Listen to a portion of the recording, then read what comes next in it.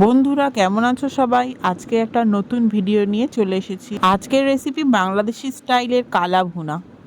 এই রেসিপিটা আপনারা খাসির মাংস দিয়ে করতে পারেন। আমরা এখানে কুরবানির মাংস ইউজ করেছি। এখানে বেশিরভাগটাই সলিড মাংস নেওয়া হয়েছে। এবার একে একে মশলাগুলো দেওয়া হচ্ছে। প্রথমে কাঁচা পেঁয়াজ কুচি দেওয়া হলো একটু বেশি পরিমাণে। তারপর দেওয়া হলো বেরেস্তা, যেটা আগে থেকে তৈরি করে রাখা হয়েছিল।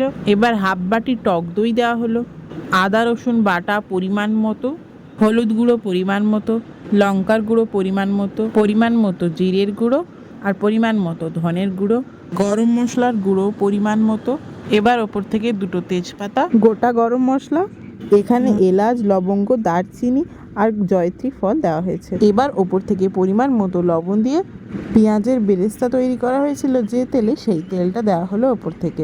এবার সমস্ত মশলাগুলোকে মাংসের সাথে ভালোভাবে মিক্সড করে 30 মিনিটের জন্য এটাকে ঢাকনা চাপা দিয়ে রেখে দিতে হবে। আধ ঘন্টা পর এবার একটা কড়া গরম করে তার মধ্যে পুরো ম্যারিনেশন করা মাংসটা দিয়ে দিতে হবে। এবার শুধুমাত্র কষানোর পালা। যত ভালো করে কষাবেন তত টেস্টি হবে এই রেসিপি। এখন মা ভালো মতো এটাকে নাড়াচাড়া করে কষিয়ে নিচ্ছে। এটা একটি সময়ের ব্যাপার। যত সময় আপনি এই রান্নার পিছনে দেবেন তত টেস্টি হবে আপনাদের এই কালো ভুনার রেসিপি। ঢাকনা খুলে এবং ঢাকনা বন্ধ করে বারবার কষিয়ে এটাকে রান্না করে নিতে হবে। তো দেখুন মা কষাতে কষাতে কতটা এর মধ্যে পানি বেরিয়ে এসেছে। আচ্ছা, এখন ভালো মতো কষানো হোক। আর এখনও পর্যন্ত যারা যারা আমাদের চ্যানেলটি সাবস্ক্রাইব করেননি অবশ্যই সাবস্ক্রাইব করে দেবেন, বেল আইকন অবশ্যই ক্লিক করবেন। এবার মা উপর থেকে কিছুটা রাঁধুনি দিয়ে দিল, যেটা এই রেসিপির একটা মেন ইনগ্রিডিয়েন্ট বলতে পারেন। আপনারা কি বুঝতে পারছেন যে মা এখানে কষাতে কষাতে কালারটা কতটা চেঞ্জ হচ্ছে? এমনিতেই রেসিপিটা তৈরি করার সময় মা বলছিল অনেকটা টাইম ধরে মা এখানে কষিয়েছে, প্রায় 1 ঘন্টা হবে কিংবা তারও বেশি। বাংলাদেশে এই কালা ভুনা নাকি খুবই বিখ্যাত। মা অনেক দিন থেকেই বলছে যে একবার কালা ভুনা বানাবো। সুযোগ যখন হয়েছে তখন আপনাদের অবশ্যই দেখানো হলো। প্রায় অনেকক্ষণ ধরে মা এখানে কষানোর পর তেল পুরোপুরি বেরিয়ে এসেছে। এবার মা ওপর থেকে পরিমাণ মতো গরম পানি দিয়ে দিল।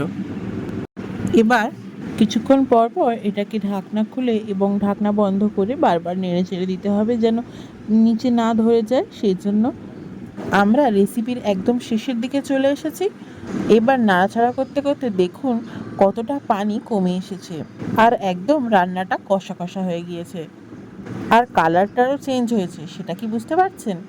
এবার ওপর থেকে একটা ফোড়ন দিতে হবে। আর ফোড়নটা তৈরির জন্য একটা শুকনো পাত্রে অল্প একটু সর্ষের তেল গরম করে কয়েকটা শুকনো লঙ্কা আর কয়েকটা রসুন কুচি দিয়ে ভালো মতো নেড়ে চেড়ে ভাজা ভাজা হয়ে গেলে এই কষা মাংসের মধ্যে দিয়ে দিতে হবে। এবার আরও কিছুক্ষণ নেড়ে চেড়ে তৈরি করে নিতে হবে আমাদের কালা ভুনা। এই কালা ভুনার রং যেমন কালো তেমনি খেতে অসাধারণ। গরম গরম ভাতের সাথে খেতে জাস্ট ওয়াও। অবশ্যই বাড়িতে এই রেসিপিটা একবার ট্রাই করে জানাবেন কেমন হলো খেতে। আজকের রেসিপি এই পর্যন্ত। সবাই সুস্থ থাকবেন, ভালো থাকবেন। আবার দেখা হবে নতুন একটা রেসিপি নিয়ে।